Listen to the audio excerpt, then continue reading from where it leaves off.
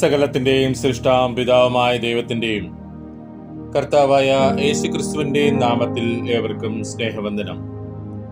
ഇന്ന് നവംബർ 25. ഇന്ന് നമ്മൾ വായിക്കുന്ന ആദ്യത്തെ വായനാഭാഗം നെഹമ്യാവ് 13-ാം അധ്യായം. നെഹമ്യാവ് 13-ാം അധ്യായം 1-ാം വാക്യം മുതൽ. അന്ന് ജനം കേൾക്കെ മോശയുടെ പുസ്തകം വായിച്ചതിൽ അമ്മോന്യരും മോവാബ്യരും ദൈവത്തിന്റെ സഭയിൽ ഒരു നാൾ പ്രവേശിക്കരുത്. അവർ അപ്പവും വെള്ളവും കൊണ്ട് ഇസ്രായേൽ മക്കളെ എതിരേറ്റ് വരാതെ അവരെ ശപിക്കേണ്ടതിന് അവർക്ക് വിരോധമായി ബിലയാമിനെ കൂലിക്ക് വിളിച്ചു. എങ്കിലും നമ്മുടെ ദൈവം ആ ശാപത്തെ അനുഗ്രഹമാക്കി എന്ന് എഴുതിയിരിക്കുന്നത് കണ്ടു. ആ ന്യായപ്രമാണം കേട്ടപ്പോൾ അവർ സമ്മിശ്ര ജാതികളെയൊക്കെയും ഇസ്രായേലിൽ നിന്ന് വേർതിരിച്ചു. അതിനു മുമ്പ് തന്നെ നമ്മുടെ ദൈവത്തിന്റെ ആലയത്തിലെ അറകൾക്ക് മേൽവിചാരകനായി നിയമിക്കപ്പെട്ടിരുന്ന എല്യാശീബ് പുരോഹിതൻ തോബിയാവിന്റെ ബന്ധുവായിരുന്നതിനാൽ അവന് ഒരു വലിയ അറ ഒരുക്കി കൊടുത്തിരുന്നു. മുമ്പേ അവിടെ ഭോജനയാഗം, കുന്തുരുക്കം, ഉപകരണങ്ങൾ എന്നിവയും ലേബർക്കും സംഗീതക്കാർക്കും വാതിൽ കാവൽക്കാർക്കും വേണ്ടി നിയമിച്ച ധാന്യം, വീഞ്ഞ്, എണ്ണ എന്നിവയുടെ ദശാംശവും പുരോഹിതന്മാർക്കുള്ള ഉദർച്ചാർപ്പണങ്ങളും വെച്ചിരുന്നു. ഈ കാലത്തൊക്കെയും ഞാൻ യെരുശലേമിൽ ഉണ്ടായിരുന്നില്ല. ബാബേൽ രാജാവായ അർത്ഥശാഷ്ടാവിന്റെ 32-ാം ആണ്ടിൽ ഞാൻ രാജാവിന്റെ അടുക്കൽ പോയിരുന്നു. കുറെ നാൾ കഴിഞ്ഞിട്ട് ഞാൻ രാജാവിനോട് അനുവാദം വാങ്ങി യെരുശലേമിലേക്ക് വന്നാറെ എല്യാശീബ് തോബിയാവിന് ദൈവാലയത്തിലെ പ്രാകാരങ്ങളിൽ ഒരു അറ ഒരുക്കി കൊടുത്തതിനാൽ ചെയ്ത ദോഷം ഞാൻ അറിഞ്ഞു. അത് എനിക്ക് അത്യന്തം വ്യസനമായതുകൊണ്ട് ഞാൻ തോബിയാവിന്റെ വീട്ടു സാമാനമൊക്കെയും അറയിൽ നിന്ന് പുറത്ത് എറിഞ്ഞുകളഞ്ഞു. പിന്നെ ഞാൻ കൽപ്പിച്ചിട്ട് അവർ ആ അറകളെ ശുദ്ധീകരിച്ചു. ദൈവാലയത്തിലെ ഉപകരണങ്ങളും ഭോജനയാഗവും കുന്തുരുക്കവും ഞാൻ വീണ്ടും അവിടെ വരുത്തി. ലേബർക്ക് ഉപജീവനം കൊടുക്കായികയാൽ വേല ചെയ്യുന്ന ലേബരും സംഗീതക്കാരും ഓരോരുത്തൻ താന്താന്റെ നിലത്തിലേക്ക് പൊയ്ക്കളഞ്ഞു എന്ന് ഞാൻ അറിഞ്ഞ് പ്രമാണികളെ ശാസിച്ച് ദൈവാലയത്തെ ഉപേക്ഷിച്ച് കളഞ്ഞത് എന്ത് എന്ന് ചോദിച്ച് അവരെ കൂട്ടിവരുത്തി അവരുടെ സ്ഥാനത്ത് നിർത്തി. പിന്നെ എല്ലാ യഹൂദന്മാരും ധാന്യം, വീഞ്ഞ്, എണ്ണ എന്നിവയുടെ ദശാംശം ഭണ്ഡാരഗൃഹങ്ങളിലേക്ക് കൊണ്ടുവന്നു. ഞാൻ ചേലമ്യ പുരോഹിതനെയും സാദോക് ശാസ്ത്രിയെയും ലേബരിൽ പെദയാവെയും ഇവർക്ക് സഹായിയായിട്ട് മഥന്യാവിന്റെ മകനായ സക്കൂറിന്റെ മകൻ ഹാനാനെയും ഭണ്ഡാരഗൃഹങ്ങളുടെ മേൽവിചാരകന്മാരായി നിയമിച്ചു. അവരെ വിശ്വസ്തരെന്ന് എണ്ണിയിരുന്നു. തങ്ങളുടെ സഹോദരന്മാർക്ക് പങ്കിട്ട് കൊടുക്കുന്നതായിരുന്നു അവരുടെ ഉദ്യോഗം. എന്റെ ദൈവമേ, ഇത് എനിക്കായി ഓർക്കണമേ. ഞാൻ എന്റെ ദൈവത്തിന്റെ ആലയത്തിനും അതിലെ ശുശ്രൂഷയ്ക്കും വേണ്ടി ചെയ്ത എന്റെ സൽപ്രവർത്തികളെ മായ്ച്ചു കളയരുതേ. ആ കാലത്ത് യഹൂദിയയിൽ ചിലർ ശബത്തിൽ മുന്തിരിച്ചക്ക് ചവിട്ടുന്നതും കറ്റ കൊണ്ടുവരുന്നതും കഴുതപ്പുറത്ത് ചുമട് കയറ്റുന്നതും ശബത്തിൽ വീഞ്ഞ്, മുന്തിരിപ്പഴം, അത്തിപ്പഴം മുതലായ ചുമടെല്ലാം യെരുശലേമിലേക്ക് ചുമന്നുകൊണ്ട് വരുന്നതും കണ്ടു. അവർ ഭക്ഷണ സാധനം വിൽക്കുന്ന ദിവസത്തിൽ ഞാൻ അവരെ പ്രബോധിപ്പിച്ചു. സോര്യരും അവിടെ പാർത്ത് മത്സ്യവും പലചരക്കും കൊണ്ടുവന്ന് ശബത്തിൽ യഹൂദിയർക്കും യെരുശലേമിലും വിറ്റുപോന്നു. അതുകൊണ്ട് ഞാൻ യഹൂദ ശ്രേഷ്ഠന്മാരെ ശാസിച്ചു. നിങ്ങൾ ശബത്ത് നാൾ അശുദ്ധമാക്കി ഇങ്ങനെ ദോഷം ചെയ്യുന്നത് എന്ത്? നിങ്ങളുടെ പിതാക്കന്മാർ ഇങ്ങനെ ചെയ്തതിനാലല്ലയോ നമ്മുടെ ദൈവം നമ്മുടെ മേലും ഈ നഗരത്തിന്മേലും ഈ അനർത്ഥമൊക്കെയും വരുത്തിയിരിക്കുന്നത്? എന്നാൽ നിങ്ങൾ ശബത്തിനെ അശുദ്ധമാക്കിയതിനാൽ ഇസ്രായേലിന്മേലുള്ള ക്രോധം വർദ്ധിപ്പിക്കുന്നുവെന്ന് അവരോട് പറഞ്ഞു. പിന്നെ ശബത്തിന് മുമ്പേ യെരുശലേം നഗരവാതിലുകളിൽ ഇരുട്ടായി തുടങ്ങുമ്പോൾ വാതിലുകൾ അടപ്പാനും ശബത്ത് കഴിയും വരെ അവ തുറക്കാതിരിപ്പാനും ഞാൻ കൽപ്പിച്ചു.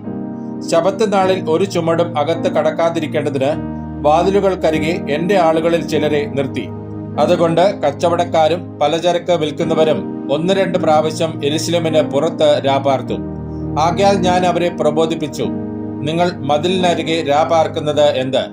നിങ്ങൾ ഇനിയും അങ്ങനെ ചെയ്താൽ ഞാൻ നിങ്ങളെ പിടിക്കും എന്ന് അവരോട് പറഞ്ഞു.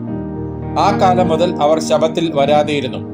ലേവ്യരോട് ഞാൻ ശബത്ത് നാളിനെ വിശുദ്ധീകരിക്കേണ്ടതിന് തങ്ങളെ തന്നെ വിശുദ്ധീകരിക്കുകയും വന്ന് വാതിലുകളെ കാക്കുകയും ചെയ്യുവാൻ കൽപ്പിച്ചു.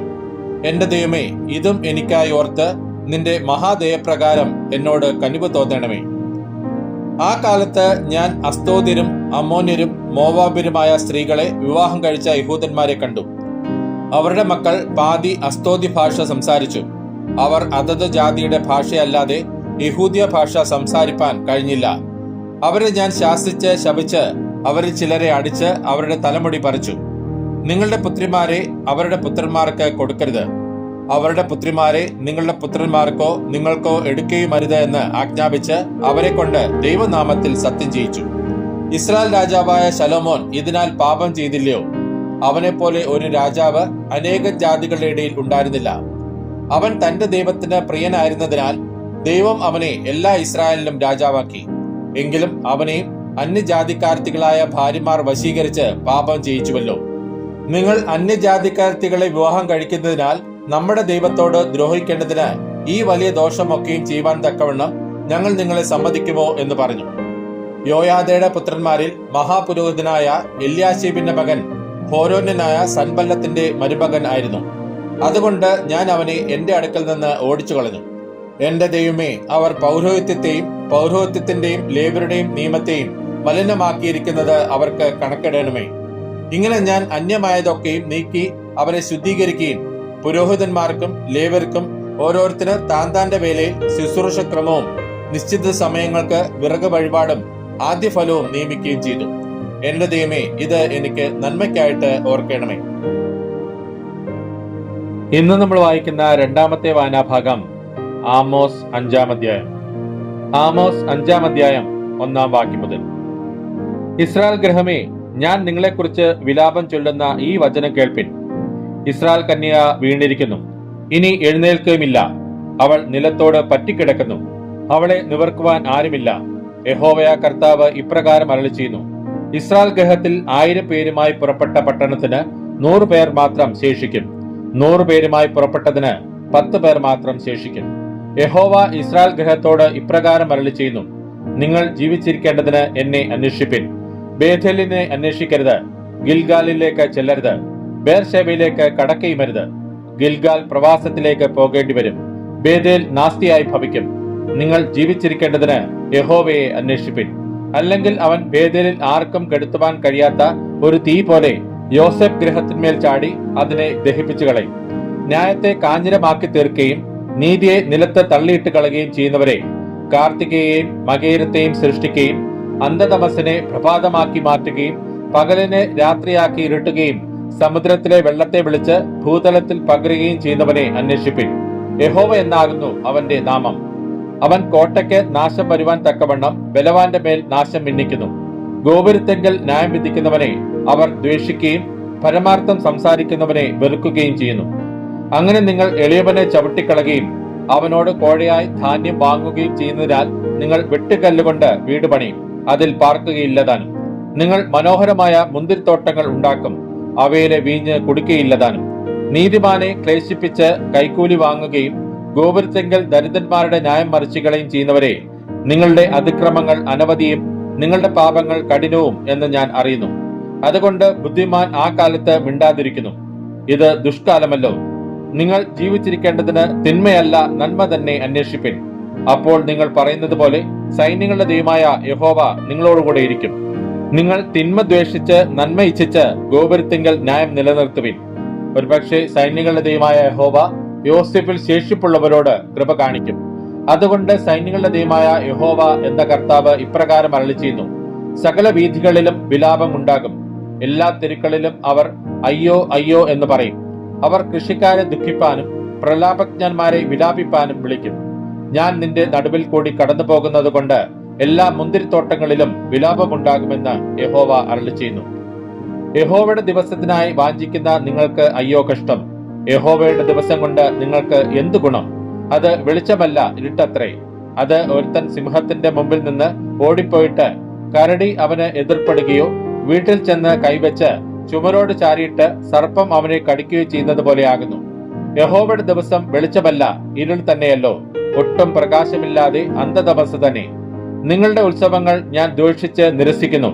നിങ്ങളുടെ സഭായോഗങ്ങളിൽ എനിക്ക് പ്രസാദമില്ല. നിങ്ങൾ എനിക്ക് ഹോമയാഗങ്ങളും ഭോജനയാഗങ്ങളും അർപ്പിച്ചാലും ഞാൻ പ്രസാദിക്കയില്ല. തടിച്ച മൃഗങ്ങൾ കൊണ്ടുള്ള നിങ്ങളുടെ സമാധാനയാഗങ്ങളെ ഞാൻ കടാക്ഷിക്കയില്ല. നിന്റെ പാട്ടുകളുടെ സ്വരം എന്റെ മുമ്പിൽ നിന്ന് നീക്കുക. നിന്റെ വീണനാദം ഞാൻ കേൾക്കയില്ല. എന്നാൽ ന്യായം വെള്ളം പോലെയും നീതി വറ്റാത്ത തോട് പോലെയും കവിഞ്ഞൊഴുകട്ടെ. ഇസ്രായേൽ ഗൃഹമേ, നിങ്ങൾ മരുഭൂമിയിൽ എനിക്ക് 40 സംവത്സരം ഹനനയാഗങ്ങളും ഭോജനയാഗങ്ങളും അർപ്പിച്ചുവോ? നിങ്ങൾക്ക് ഉണ്ടാക്കിയ വിഗ്രഹങ്ങളായി നിങ്ങളുടെ നക്ഷത്രദേവനായ കിയുവിനെയും നിങ്ങളുടെ രാജാവായ സീക്കൂത്തിനെയും നിങ്ങൾ ചുമന്നുകൊണ്ട് പോകേണ്ടി വരും. ഞാൻ നിങ്ങളെ ദമ്മേശെക്കിന് അപ്പുറം പ്രവാസത്തിലേക്ക് പോകുമാറാക്കുമെന്ന് യഹോവ അരുളിച്ചെയ്യുന്നു. സൈന്യങ്ങളുടെ ദൈവം എന്നാകുന്നു അവന്റെ നാമം. ഇന്നും നമ്മൾ വായിക്കുന്ന മൂന്നാമത്തെ വായനാ ഭാഗം അപ്പോസ്തലനായ പൗലോസ് തിമോഥെയോസിന് എഴുതിയ രണ്ടാം ലേഖനം 2-ാം അധ്യായം. അപ്പോസ്തലനായ പൗലോസ് തിമോഥെയോസിന് എഴുതിയ രണ്ടാം ലേഖനം 2-ാം അധ്യായം 1-ാം വാക്യം മുതൽ. എന്റെ മകനെ, ക്രിസ്തുയേശുവിലുള്ള കൃപയാൽ ശക്തിപ്പെടുക.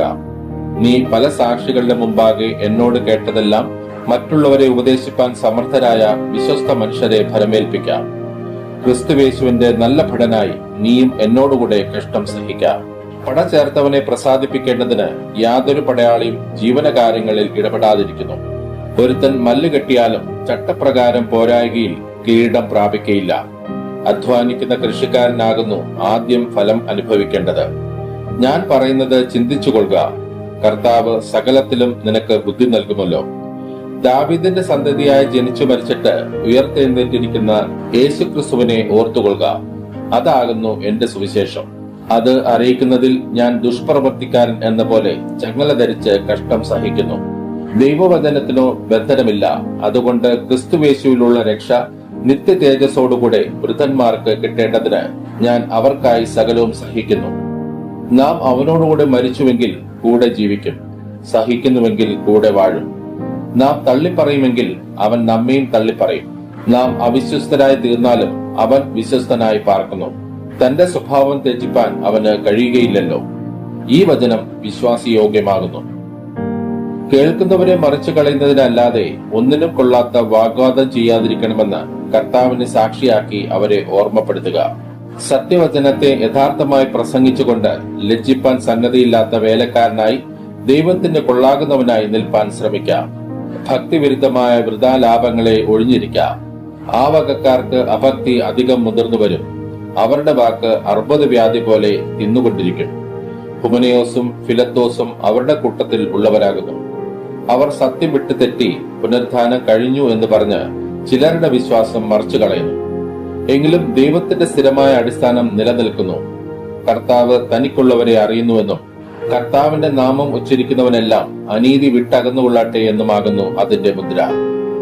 എന്നാൽ ഒരു വലിയ വീട്ടിൽ പൊന്നും വെള്ളിയും കൊണ്ടുള്ള സാമാനങ്ങൾ മാത്രമല്ല, മരവും മണ്ണും കൊണ്ടുള്ളവയുമുണ്ട്. ചിലത് മാന്യകാര്യത്തിനും ചിലത് ഹീനകാര്യത്തിനും ഉപയോഗിക്കുന്നു. ഇവയെ വിട്ടകന്ന് തന്നെത്താൻ വെടിപ്പാക്കുന്നവൻ വിശുദ്ധനും ഉടമസ്ഥനും ഉപയോഗവുമായി നല്ല വേലയ്ക്കൊക്കെയും ഒരുങ്ങിയിരിക്കുന്ന മാനപാത്രം ആയിരിക്കും. യൗവനമോഹങ്ങളെ വിട്ടോടി നീതിയും വിശ്വാസവും സ്നേഹവും ശുദ്ധഹൃദയത്തോടെ കർത്താവിനെ വിളിച്ചപേക്ഷിക്കുന്ന എല്ലാവരോടും സമാധാനവും ആചരിക്കാം. ബുദ്ധിയില്ലാത്ത മൗഢ്യതർക്കം ശണ്ട ജനിപ്പിക്കുന്നു എന്നറിഞ്ഞ് അതിനെ ഒഴിഞ്ഞിരിക്കാം. കർത്താവിന്റെ ദാസൻ ശണ്ടയില്ലാതെ എല്ലാവരോടും ശാന്തനും ഉപദേശിപ്പാൻ സമർത്ഥനും ദോഷം സഹിക്കുന്നവനുമായി അത്ര ഇരിക്കേണ്ടത്. വിരോധികൾക്ക് ദൈവം സത്യത്തിന്റെ പരിജ്ഞാനത്തിനായി മാനസാന്തരം നൽകുമോ എന്നും പിശാചിനാൽ പിടിപെട്ട് കുടുങ്ങിയവരാകയാൽ അവർ സുബോധം പ്രാപിച്ച് അവന്റെ കെണിയിൽ നിന്ന് ഒഴിഞ്ഞ് ദൈവേഷ്ടം ചെയ്യുമോ എന്നും വെച്ച് അവരെ സൗമ്യതയോടെ പഠിപ്പിക്കേണ്ടതും ആകുന്നു. ഇന്ന് നമ്മൾ വായിച്ചു കേട്ട ഈ വേദഭാഗങ്ങളാൽ പിതാവായ ദൈവത്തിങ്കിൽ നിന്നും കർത്താവായ ക്രിസ്തുയേശുവിങ്കിൽ നിന്നും ഏവർക്കും കൃപയും കനിവും സമാധാനവും ഉണ്ടാകട്ടെ. ആമേൻ.